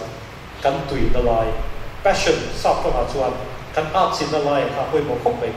kan ve nga hian local deu deu hian NTU en ton tu kan nei lo puar so teng te khi lo ben fil teng te khi ma na tan toi bullet art chi bullet an la chuan mom lo lai tang toi na ni chuan bullet art chi khati la jong charisma phalat pe na la version 1 na tek te kan charisma bike te ti ve bo te kan charisma bike te kan la ta bi pathum ve bo kha chom ania pulsar ta bi kha chom an tia khati ni lai ka bullet bike ka chan chom nei khati lai chan ma se puar so de la ken bullet bike ken so i cheve te wi so ri ready ngai a chil top khati lai kan bullet bike pa ni ve bo do ra hong hung ve sadi ta thum ve bo ra hung win karin ma sen luna chuan ko khan chan chin bu khan la ko khan chan chin kha ni kum chuak kha en la puar chowa so ba pakhat tho za ko wen chin mai mai tu la rin sa to so a tam yo a tui ka ta lo ma a chin lo kan lui zat lai ki ni chuan in puar cho chu la kan ri wa ki nu lai na kan du fe to no a bai ki dut a ro ti te kan lui ve mai chi na a bai ki radio ban chi te kan lui mai chi na ma se tu la chu so pa khata chu kan thathe lo kan tui na passion kha poi mo chu wa chu mi mal kut koi e zu na kan ti no ni chu kan tui ti lai kha a pa ti na poi mo lai chu a pa thum na chu na to na tan kan ti mai de ku na kal sang de phek lo na a pa thum na poi mo chu ris lak na mangai creativity kan ti ana cha hiat na kan zuang lu do na ni chuan kan tui zo kan do na need for achievement kan tui zo kan do na ni chuan risk kan la na pa se risk kan ti hian ar pathim dai sa ti to pa mol de wat la ga tang e khaya ku lai sum pun la po ge me kan zo kha teng ti chi ni lawa a o moi to risk moi to ka ni la ni tu chen ka teng ke so sorkar nan to ka e ka ya ta hian chen ka tui la ni ma se thil tha zo kan ka then thina tur ta ko ge risk kan la te an ti ro swak te a dom chi le fak tlak tak bien ton tlak tak te chu ti na chu na hay kuma so ko ma chu ti na chu na so ya rim chang ko nei company a MBA ni company a ro pui tak post pui mo tak anei lai e mi zo ra ma kan ram hian kut ko e zon na chung sa ga te kan ram sum do na chung sa ga te hian hey ai di kun i step ro pui zo kan kai the nga ti ru nei chu ni company a ani na pui mo tak hian tak ro pui tak ko kan sa ni ro chu ka risk chu ma chon entrepreneurship kan ti mo muimal kut ko e zon na kan ti ni mo ta ta hen risk te effective hian tu ania kan tu na zo kan do na ni chuan mi la kal ngai lo na ko kan kal do na ni chuan chu sum do na chu sa ga te ne mi mal kut ko e zon na hian chuan mi ti to sa ri ko va zui hi chu a boi tha ka ni chu ta chuan in ba ta om lo chi kan zirtir tu pakhat OSK Bosch kan tiat na chana thito ke nge ai to ma mix zirtir tu pa chung college sama na kan pian ma deu ti ti tanga rom lu to nia ani na soi kari rom re chu kan rom lu tir chuan Mizoram ka na mon tan tir chuan za ko ta tanga cha ma ri ka ra son do rom lo ti tak tak ni ka che lo amo khup ma ya ti a chu ti mai chuan ma se chu ta chuan in electric part do iro ni ko ma ti mi an do sup me cha khopa atia anh sẽ nộp bao nhiêu đấy cái electric part đồ xí bị chán đi hết đi, chủ bao đồ có số electric part đồ rồi xiêm về đấy chứ, các bạn có lúc thì phụ thuộc vậy, mà sẽ bị đâm khăn rồi thì về đấy, cái rồi thì đồ bằng á, bằng có sử dụng electric part đồ thì anh chắc là nộp khăn cho anh ấy sẽ tốn rất là tiền, chứ tiền thì muốn nào cho nộp về thì tất, chứ vào cho anh ấy tiền thì vẫn được cái dùng nát cái sợi ai anh ấy tiền creativity phải một cái tiền là sao chứ, vì tăng ai tăng lòng rất khá, cái đồ làm sao chứ cái bộ cái gì vậy cái gì cái hình ảnh ai đang làm sao thì phía đó ông không này bị sụt đầu tiên ra sai tên đầu tiên cái thấy được thì ba ngày hôm sau cái này thì bằng biết rồi bây cái tiếng gì hôm tiên cái chuyện đang làm sao cả mi bị đó là tổ chức nào cái mi tiên cái số alo muốn tổ chức nào chúng mi bằng chuan cái tiếng cái zone nào tham chuan cái mi đang đại là khá là quy mô chúng mi cho nó kiện tiền cho xây dựng cái risk cái gì số anh ta risk cái gì vậy cái điều cần đi này à, bắt khát na chuan khá risk khá lâu thêm đi, lâu thêm định đó này, thì khá cái bắt khát đi à, cái bắt khát để chú khá thiếu khá lâu thêm ta sẽ thiếu khá lâu thêm ta sẽ tiếng này mình không làm thì khá, chú mình bắt đi balance thì là chú risk là thiam anh chỉ chú này, hay cái mũ này đi mà đi đâu khá cần cũng sống rồi, in này na anh em, cái này mình cũng sống cái này rồi mà anh em xem là hiện tại đó phía mà các bên đông hiện thì phải là video các bên có cái box xe, sẽ là sợi tóc thôi các bên đông hiện risk cái là nó sắp đến không mà các bên chọn được box xe rồi cái này lại cho nên thì lúc không bắt không là rằng kiểu đặc biệt anh tiếng gì về là các anh về box xe kan phone đó là cái phone mà box xe nó cũng bao giờ đi cái mà cái sản kia cái phone thì này cho nên thì các mình vẫn về sao risk kan na sabe ko bin lo dulo ta se bin lo dulo na chat khat tan fe lu tu mani ti ta chuan ve na bin lo dulo ta se asa ei bi pa yan pem pam ti teng te chu za ta lo ai o lo man ti tem lo dia ai o thai lo phim asa ta lu tu chu ma chu ne i risk la don kan chu bin lo dulo na chance le bin lo dulo ta se ga na sakki nge ka o mang ti khat thia chi na ngai ta mi chung chung khan ko nge risk te tia khát tiếng đâu khá lên cần mà là tụ ra hiện risk cần là cái hiện anh ấy risk là miệng là tụ chỉ tắm đặc bộ mà sẽ risk là miệng là cái hiện chuột và son là tụ đi ông lộc cái cái bài gì in lo thì nó giống như là trong cái lo tiền thằng vào lại anh hắn sắp lại chuột tham rang để sai ra in can còn quy để sai ra in can tham rang công cụ bay là nó giống chuột anh đi cái bài này công ông lo wa kan chon công an ka zon bon chuan risk la ka ngai khat phang phang an kai ngai ya ani pe chu malaria ro khola a lo som som pa mi pui sa pu hin malaria treatment en kol la ngai zui le ka la lo na sa ni ma se risk la lo chuan sai ra ro khu tlam bon lo tak chu ting le chon ngai to ta la risk kan la lo yan chuan kan ra mai thil thar pa pu tu thei bia la sum do na wa izo da thar an tiang si te te hi ala ko thei bia lo risk ki on fe ka ni ma se chu risk ro chu tak a chin thiam ngai với lại hiện thiên pathum nek ka soya mi mal kun koi e zoda tura ta na koi mo na sa phera chu sum ani lo ba se ta ta sum chu ama le ma ro tum bai idea kan ti na chang ken na apoi mo sa phera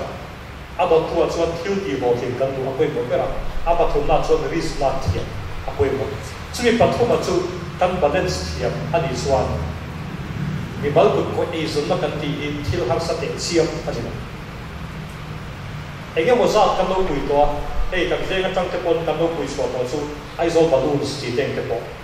kan teng khan Mizoram lo ma re re lo teng ti zo ma bu Mizoram tu nai teng te po Minnesota kan ti teng te ege ya ege rocking deals kan ti chi teng te po khoi teng e kan ti suan sin ta mangai pun da so ta mangai ko hoi ti za mangai ถ้าเด็กกันสุ่มโดนทำงานเต็มที่ไปส่งมาวินาทีเลยแต่อารมณ์ที่เลยแต่อารมณ์ที่สุดๆมันอินเดียไอเดียตัวที่ปักตัวกันจู่ว่าจนอันคอยซาวเดียวเล็กกี่ละอันคลีซาวเดียวเล็กกี่ละเกี่ยมันนี่อินพริมัตเตอร์บอกเกี่ยมันนี่เฟย์ก็เปลี่ยนเราปักอินทีเลยลำส่วนไอเดียทางอันโน้นมาจู่เกี่ยมันนี่ตัวนั่นเองอันนี้ในทีเลยลำอันนี้จุดตัวทีเลยลำจู่แต่จนริสลากมาจีนเหลี่ยมริสลากมาโอบจีนเหลี่ยมที่กันสู้ตากันในตัวฟูส่วนจู่แต่ส่วนมันนี่คุณคอยไอ้ส่วนนั้นดิ้งสังเกตที่ช่วงเทียนมีตั้มตักินจู่แต่ส่วนอันโลกที่คุยต่อชีละมาใช้คำนี้จู่คำนี้แล้วว่าอันนั้นพอใส่ตัวเราใช่ปะบุญจนไม่ยิ่งจู่คำนี้แบบมาใช้จู่มีเปลี่ยนแล้วก็มาการเร่งตุรตาน entrepreneurship อันที่อันส่วน drive and determination กันที่อันสี่เลย internal local soft control อันที่สามตัวจู่ก็ใส่เจ้าบอลตัวว่าจู่เด็กเต็งก็จู่กันในนี้ส่วนมาสอนเรียนที่ขัดกันเขาเองอันต่อมาตอนนั้นกันใส่บุญเล็กก็จู่ของเดียร์เนี่ยมาดีกุดคอยอีส่วนมาเห็นจนง่ายกันเอาดีส่วนกันนุ่มตนที่เฟียตัวง่ายกันเอาดีส่วนเสร็จแล้วนุ่มตนกันมีที่เฟียตัวตัวเองเนี่ยบุษบาเองกันเรียกไปที่ว่าดูว่า departmental store exam เนี่ยดิ้งตน exam เนี่ยดิ้งเมก exam เนี่ยโผล่ที่เต็งๆไอ้ตัวไม่รู้เอ๊ะแต่ถ้าhealth food ดิ้งมาสักเวลาจะมีส่วนตัวเฮ้ยไล่สักการบีเอค่ะบีนั่นมีการที่เราเห็นไหมว่าบีเกว่าดิ้งอ่ะจะมีส่วนตัวที่อันสารพัดดิ้งตัวไหนเฟรนส์ดิ้งเด็ดอ่ะจู่สิ่งที่จะต้องเก็บเปลี่ยนช่วงที่เต็งที่ข้างในตัวเราเองเนี่ย factor ข้างในข้างผมที่เต็งที่ใส่ตัวอะไรก็รู้ตัวกันนี่ไล่เต็งไปพอดีกันเร่ง factor กันเร่งวิเลซ่าเฮ้ยไล่บีเกว่าเต็งที่จู่สิ่งที่เราสั่งคนไทยเล็กเต็งไปตั้งแต่สารพัดไล่เบี้ยลงไล่ก็คงชื่อนี่อันนี้ตัวที่เราเฟลเล่แบบบุญหลวงมันเบี้ยกันหมดเลยเนี่ยมาสิ่งที่เงี้ยที่สุดเด็กก็เป็นงั้นชัวร์เลยแต่ที่ส่วน factor นี่มันเต็งที่เขาเลยข้าเด็กข้าใส่ตัวข้าเองก็บอกว่าจะไล่กันเรื่องช่วงนั้นพอเห็น case สิ่งตัวเต็งที่พวกเขาเดินว่าละมาเสร็จจุดสายไหนคนกันเนี่ยต่อตัวละง่ายไปละอีส่วนนั้นเนี่ยสามารถคนกันเขาตัวที่ข้าเนี่ยคงเจ้าหลังเก็บเรื่องงานเวลคงเจ้าอีน่าชวนเนี่ยซึ่งเราจะกันดูต่อไม่โดนเนี่ยสมมติว่าเต็งที่เขาอยู่โซ่รู้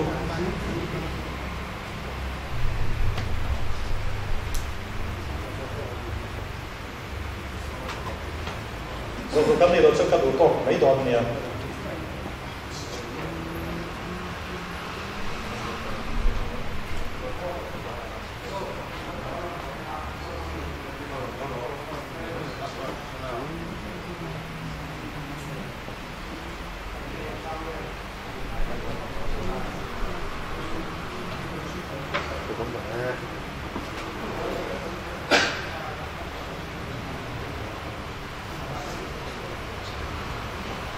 ซึ่งที่อัตเทนฟูชวนของช่วยว่ากันกี่เดียวเอ็นดีน่าสุ่มโดนน่าเย็นเองอังสุ่มโดนนั่งเองกันมีดีละเย็นไปหมดกันเอ็นดีน่าตัวนั้นมีโซ่ซิงน่ะสุ่มโดนน่ะตั้มตะไคร้จะโซ่ proprietorship กันที่มีการสุ่มโดนน่ะอันนี้ตั้งกุยอ่ะแต่เห็นสุ่มน่ะตั้งฟักเลย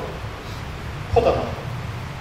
อามาเราจู่มีนี่เราว่าสรการีมีนุ่มสุ่มโดนนั่นนุ่มอ่างอาจุไหนเขาทันทีละเอที่นั่นตามหน่วยอินดินเทกันที่ partnership กันที่อย่างสี่เตเต็มตัวไลฟ์คอฟเฟ่จน private limited company กันที่อย่างสี่เตเฮ็ดยังไงเฮียบริษัทยัดทำให้เบมันนี่ตัวหมายเราเจ้าเจ็ดประคัดเริ่มสร้างประคัดให้จูเฮบี้เซดูทริปพวกนี้มีหัวตาหน้า venture fund กันที่ venture fund กันที่โลนั่นอยู่แล้วว่าเฮ็ดยังไงที่เท่าหน่วยสอบกันตาดูตาหน้า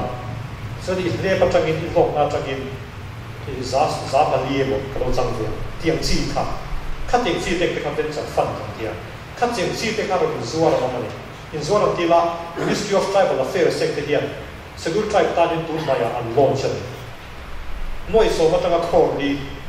อันต้องไปข้าเตียงที่บอกจะเตียงจันเน็ตฟรีเตียงที่บอกจะเตียงจีเตียงที่บอกจะซัวร์ข้าเตียงข้านี่จุดสายตาข้าลอนมีรีโมทโหลดที่บอกที่ให้สตาร์ทอัพกันที่ตุนไล่จนบุญจันที่ที่สุดที่เชื่อว่าบางมาเสเทคนิคที่นั่นเนี่ยสุดที่เราที่เขาตามที่ชวนซีดฟันดิ้งกันที่อย่างซีเก็บ over ATD กันเลยที่ University Incubation Center เนี่ยกันเลยบอกว่าขัดแย้งที่ผู้สาธิตที่บอกว่าอัปเดตที่นี่กันเต็มที่ครับภาษาสุดสิ่งครับผู้หมวดปฏิจุไอเดียทายประคันนะอัปปฏิเรียนน่าชวนอัดดนเขียนมาท่าอย่างเงี้ยที่ไล่ครับผู้หมวดจะมีปฏิจุอัฟฟุปฏิชวนผู้สาวหลงที่จุเอาฟักหลงสงครามเต็มที่ยังเปลี่ยนตัวที่แม่สงครามที่เราสงครามหน่วยจังกายทั้งฝั่งจีเต็มที่หลักตัวอ้อมเจ้าวันนี้เก่งมากเลยส่วนส่วนเกณฑ์กับเรื่องรวมหรือว่าจุดแรงโหลดหรือว่าตอนนี้ถ้าตัดตัวได้หกคนได้หมดอีเดสก์ท็อปคอมพิวเตอร์เข้าเซมคอมพิวเตอร์ที่ปริ้นตัวคนหรือว่าตั้งแต่ตัวนี้ส่วนบริษัทสุดฟ้าต้องเสถียรตามส่วนมาเสกไอเดียชัดส่วนแบ่งการเต็มที่โปรตีนเฟซ่าอันตั้งมันนี่ประคับกันประคับเดี๋ยวจะให้แต่แก่ทันทีโมเดลคริสตินาเต็มที่โปรตีนไอเดียชัดเร็วกันอันมาดีอัดเวนเจอร์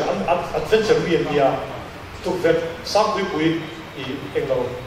อินสองสร้างปุยทุกเว็บเต็มที่ไฟค่ะอันนี้ตามคำส่วนมาดีตุยน่าดีบอกเสียวัยวังซีเด็กวัยวังซีเด็กค่ะที่ไฟป่าในคาน business model ชาติเรื่องก็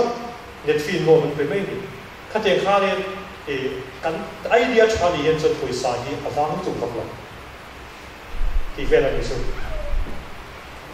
ส่วนดูนั้นกันในตัวเราเองกันในตัวเราเนี่ยล่ะกัน secretary ครับ